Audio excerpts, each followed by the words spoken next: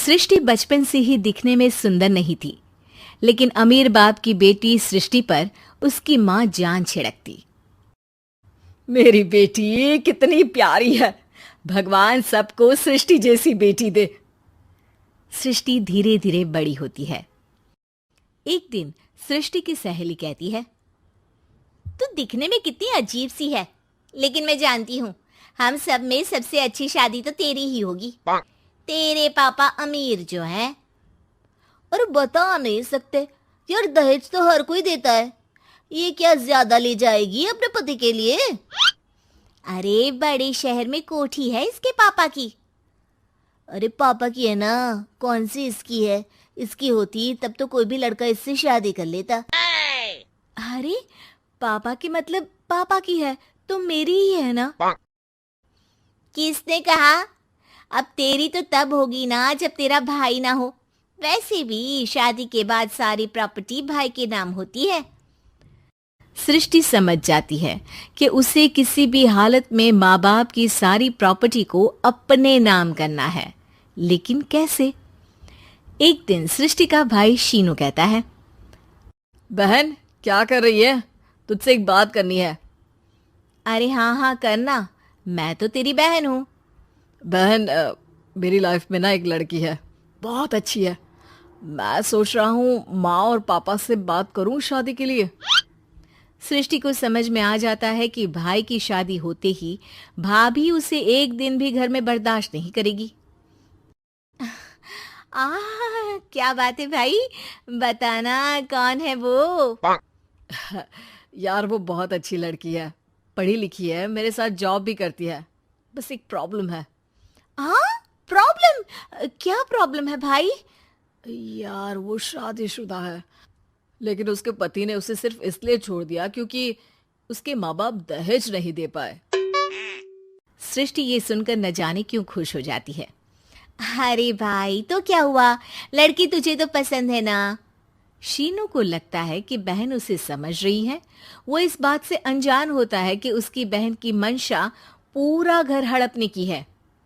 सृष्टि अपनी माँ से कहती है, मम्मी मुझे तो बहुत चिंता है, पता है शीनू क्या कर रहा है? अरे क्या कर रहा है, वो तो काम पर जाता है और वापस घर आता है। नहीं ना माँ, वो यही तो नहीं कर रहा, बाकी सब कर रहा है। आपको पता है उससे प्यार है, और वो भी एक शादीशुदा लड़की से। हैं? ये क्या हो गया? मैं सोसाइटी में क्या मुंह दिखाऊंगी? अरे तेरे पापा तो यही कहेंगे कि मैंने ही उसे बिगाड़ दिया है। माँ देखो, मेरी बात मानो, पापा पर भी विश्वास करने की जरूरत नहीं है। अब आप ही बताओ, पापा इतनी देर घर के बाहर रहते हैं क्यों? बोलो। अरे बेटा वो तो नौकरी करते हैं ना। तू बहुत भोली है माँ, पापा का ऑफिस तो 7 बजे खत्म हो जाता है, लेकिन देखो कितनी देर से आते हैं। अरे नहीं नहीं बेटा, ऐसी कोई बात नहीं है। सृष्टि माँ को एक औरत से बात करते पिता की फोटो दिखाती है। देखो माँ, कैसे हैं पापा? मैं ना कहती थी कि पापा सही नहीं है। मैं तेरे पापा से बात करूंगी, दे फोटो मुझे। ओ माँ, वो तो डिलीट हो गई। लेकिन चल, तूने तो देख लिया ना, पापा से बाद में बात कर लेना। और हाँ, मेरा नाम बिल्कुल मत लेना। हाँ माँ। अब क्या था, सृष्टि के माँ और पिता के बीच झगड़ा होना शुरू हो जाता है। सृष्टि के मन में क्या चल रहा था कोई नहीं जानता था। एक दिन, माँ सृष्टि के लिए एक लड़का देखा है, वो लोग शाम को उसे देखने आने वाले हैं। और हाँ माँ, एक खुशखबरी, मैं और पापा मिलकर एक नया बिजनेस ट्राई कर रहे हैं। शाम को लड़का आता है, सांवले रंग का। सृष्टि को तो बिल्कुल भी पसंद नहीं आता। लड़की की माँ कहती है, लड़की का चेहरा तो कोई खास नहीं, लेकिन अगर मेरे बेटे को आप लोग सेटल कर दें तो मैं उसकी शादी आपकी बेटी से करवा दूं। सृष्टि को लड़का बिल्कुल पसंद नहीं था। उसे भाई पर गुस्सा आ जाता है। लड़के वालों के जाने के बाद कहती है, माँ देखा, शीनू मेरे लिए कैसा लड़का लेकर आया, न दिखाने लायक न सुनने लायक, सेटल भी नहीं, वो भी हम करे। अरे माँ, मैं जानती हूँ ये मेरी शादी किसी भी घर में क्यों करवाना चाहता है। अरे कैसी बात कर रही है बहन?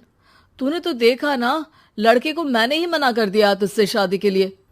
जिसने लड़का बताया था उसने उसकी बहुत तारीफ की थी। बात आई गई हो जाती है, लेकिन सृष्टि का मन शांत नहीं होता। क्या करूं, कुछ समझ में नहीं आ रहा। मेरी शादी हो गई तो ये लोग पूरी प्रॉपर्टी शीनू के नाम कर देंगे, मेरे हाथ तो कुछ लगेगा ही नहीं। तभी सृष्टि को आइडिया आता है।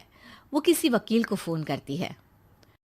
जी देखिए, अगर आपके मम्मी पापा का तलाक हो जाता है तो आपके पिता की आधी प्रॉपर्टी आपकी माँ के नाम हो जाएगी, फिर उसे वो किसी को भी दे सकती है।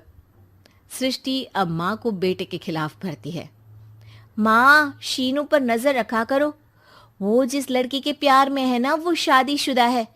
यहाँ आएगी, सारा पैसा रुपया जमीन जायदाद सब हड़प लेगी। पापा का भी हाल तुमसे छुपा नहीं है। ऐसा ना हो कि मैं और आप एक दिन सड़क पर भीख मांगे। हे भगवान, मैं तो जीते जी मर जाऊंगी अगर ऐसा हो गया तो। ऐसा हो गया नहीं माँ, ऐसा ही होगा। अभी समय है, आगे का सोच लो। मैं तो कहती हूँ पापा से आधी प्रॉपर्टी लेकर अलग हो जाओ। पापा की आधी प्रॉपर्टी भी हम लोगों को अगर मिल जाती है ना तो अगले 7 जन्म सफल समझो। बेचारी माँ बेटी के कहने पर पति से तलाक लेकर अलग हो जाती है। सृष्टि अब पैसों से गाड़ी और अपने दूसरे महंगे शौक पूरे करने लगी। उसके दोस्त भी उसके पैसे इस्तेमाल करते। सृष्टि, कल तुम कहाँ थी? मैं सारा दिन घर पर अकेली थी। तो मैं क्या करूं? मैंने ठेका तो नहीं लिया है ना तुम्हें संभालने का। माँ को सृष्टि से ये उम्मीद नहीं थी। वो बैठकर रोने लगती है। वहीं उसका पति यानी कि सृष्टि के पिता आ जाते हैं। मैं जानता था कि तुम्हारा यही हाल होगा, तो आपने मुझे रोका क्यों नहीं? मैं रोकता तो तुम रुकती क्या? सृष्टि के कहने पर तुमने मुझ पर अपने बेटे पर शक किया, लेकिन तुम ये भूल गई कि कैसे हम दोनों ने मिलकर जीवन में इतना सब खड़ा किया। माँ पति के गले लग जाती है। मुझे माफ कर दीजिए, मैंने आपकी कमाई का एक बड़ा हिस्सा गवा दिया। कोई बात नहीं, तुम साथ हो तो मैं ऐसी 7 प्रॉपर्टी खड़ी कर दूंगा। तभी वहां सृष्टि आ जाती है रोते हुए। माँ, मयंक ने मुझे छोड़ दिया।